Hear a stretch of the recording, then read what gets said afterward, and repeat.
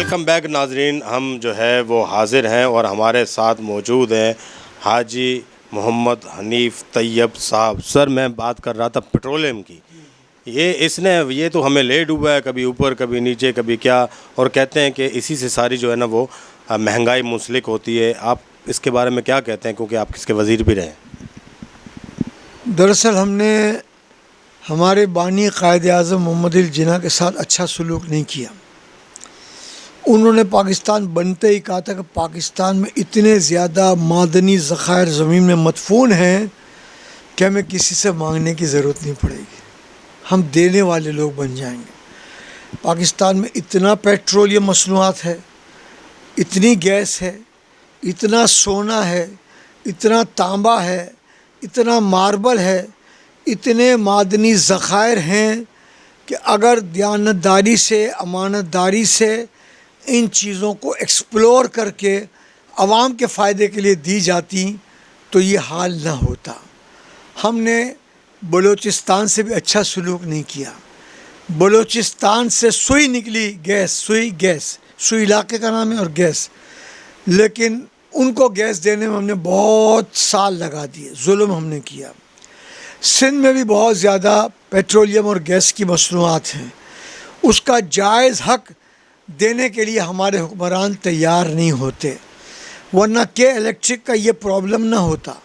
کے الیکٹرک کا پرابلم کا مطلب ہے کہ اسپتال بھی بند، یونیورسٹی بند، کالج بند، گھر میں پریشانی، چھوٹے موٹے کاروبار بند، دکانیں بند، تو آخر لوگ کہاں جائیں گے؟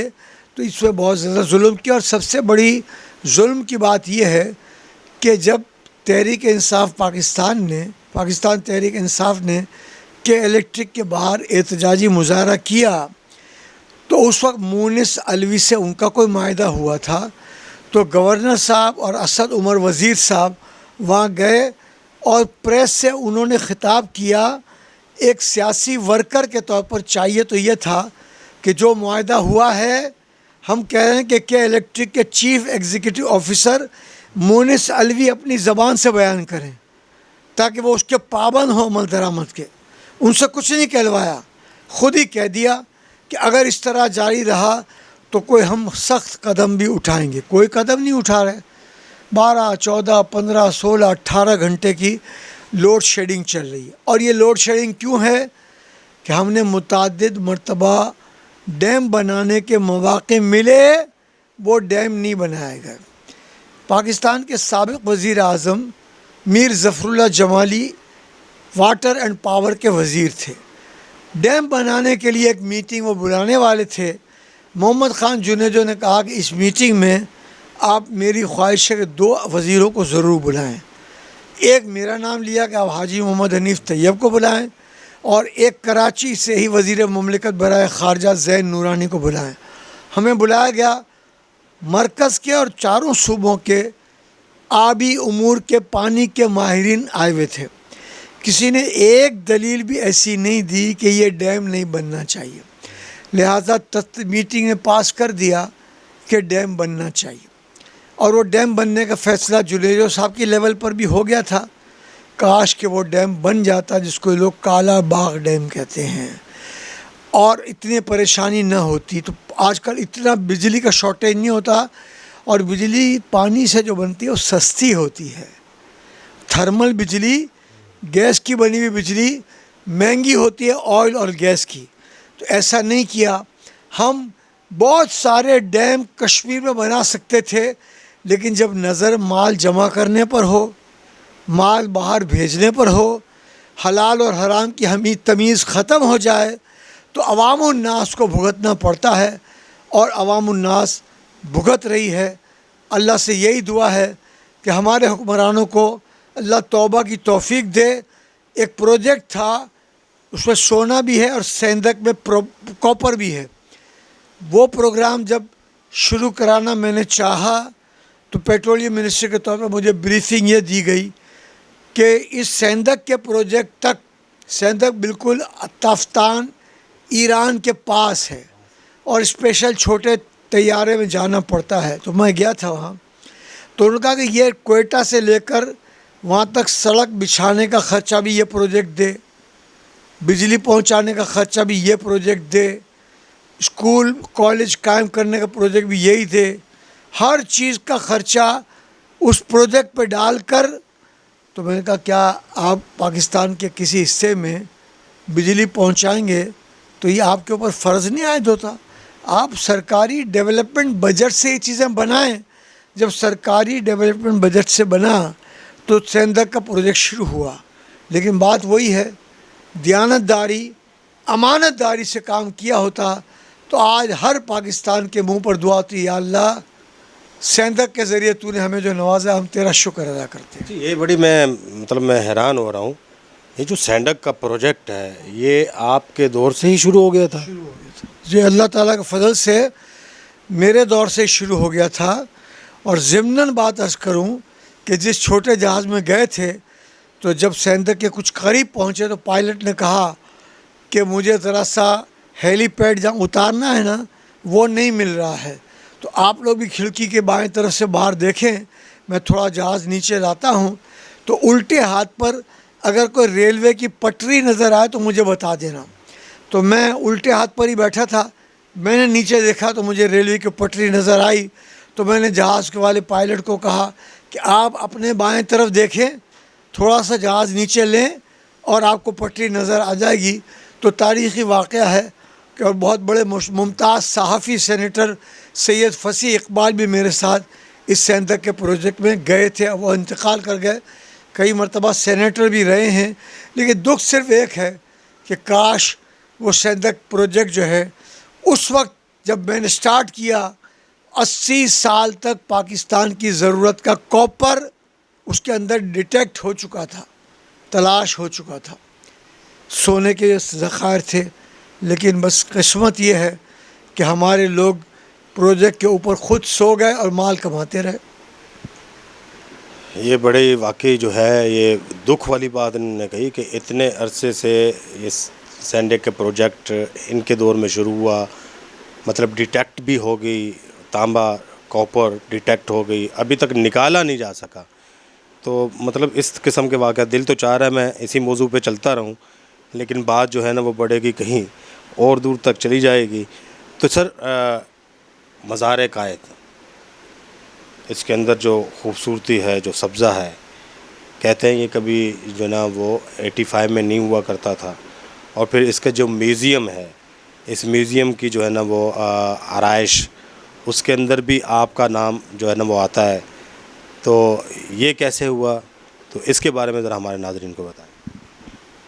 اللہ کا شکر ادا کرتا ہوں جس جگہ ہم اس وقت بیٹھے ہوئے ہیں یہاں سے اللہ نے مجھے 2 مرتبہ قومی اسمبلی کا منتخب ممبر ہونے کی سعادت عطا فرمائی.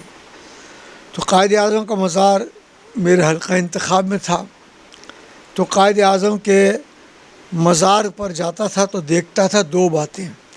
ایک تو یہ چاروں طرف دھول مٹی اڑتی تھی، اور دوسرے نمبر پر یہ ہے کہ مجھے وہاں کام کرنے والے عملے کے لوگوں نے کہا کہ قائد اعظم کی 2 کاریں، ان کی شیروانیاں، ان کے کراکری، ان کا ڈرائنگ روم، ان کا آفس روم، ان کا ڈائننگ ٹیبل اور ان کو ملنے والی تمام مختلف ایوارڈز، یادگار جو تلواریں لوگوں نے ان کو دیں، ایسی تمام چیزیں میں آپ کے ذریعے آپ کے ناظرین سے اپیل کرتا ہوں کہ وہ مزار قائد اعظم دیکھنے کے لیے جائیں.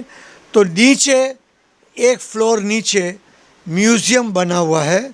اس میوزیم کے باہر تختی بھی لگی ہوئی ہے، ایوان نوادرات قائد اعظم.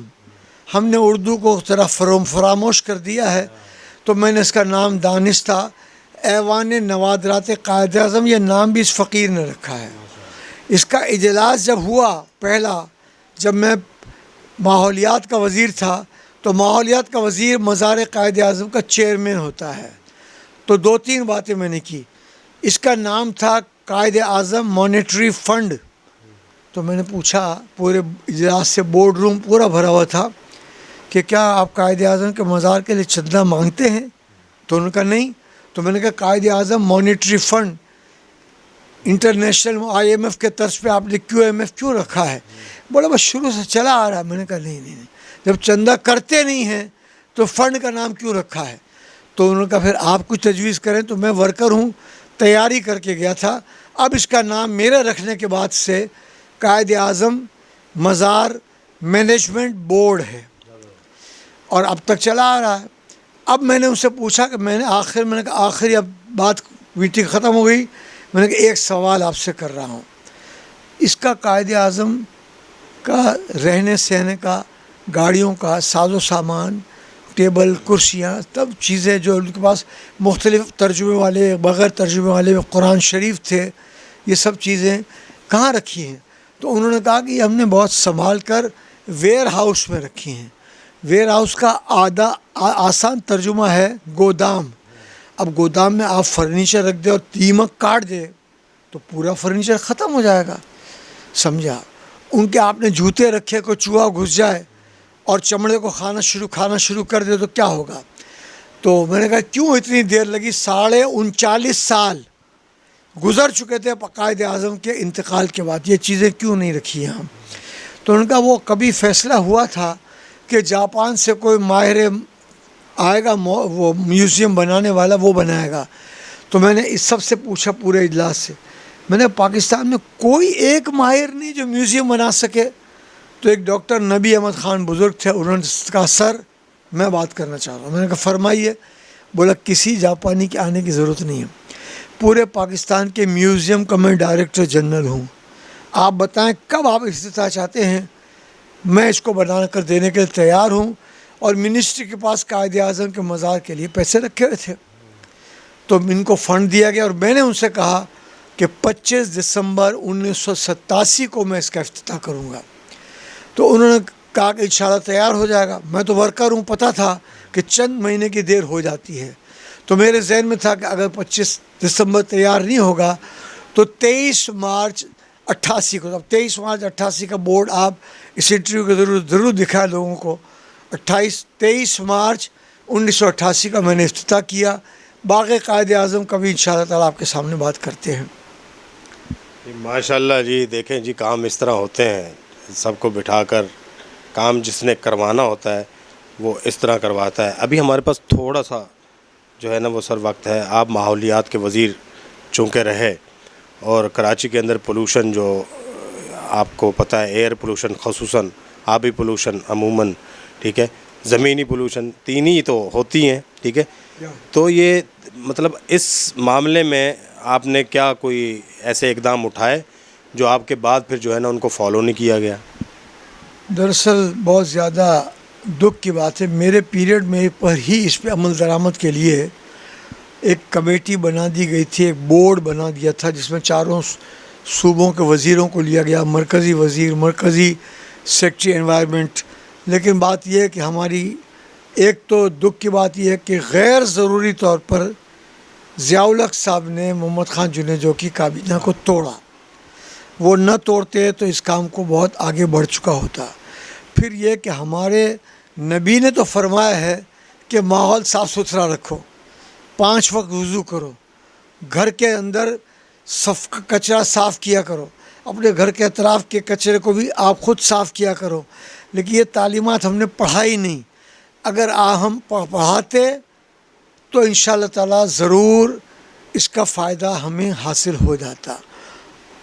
یہ بات یہیں سے شروع کریں گے, ضرور اس کا فائدہ ہمیں حاصل ہو جاتا. سوک سینس کی بات کر رہے ہیں سر, کہ بھی ہمارے اندر جو ہے نا وہ اپنا شہری شعور بھی جو ہے وہ انکا ہے. لیکن بہرحال گورنمنٹ جو ہے اس کے کچھ نہ کچھ اقدامات تو ہوتے ہیں جو وہ کرواتی ہے. بدقسمتی تھی کہ جنیجو صاحب کی پارلیمنٹ, باقی یہ بات بالکل ٹھیک ہے, تو اس کو توڑ دیا گیا. جو کام اچھے ہو رہے تھے وہ رک گئے. بعد میں آتے ہیں جی, وقفہ لیتے ہیں.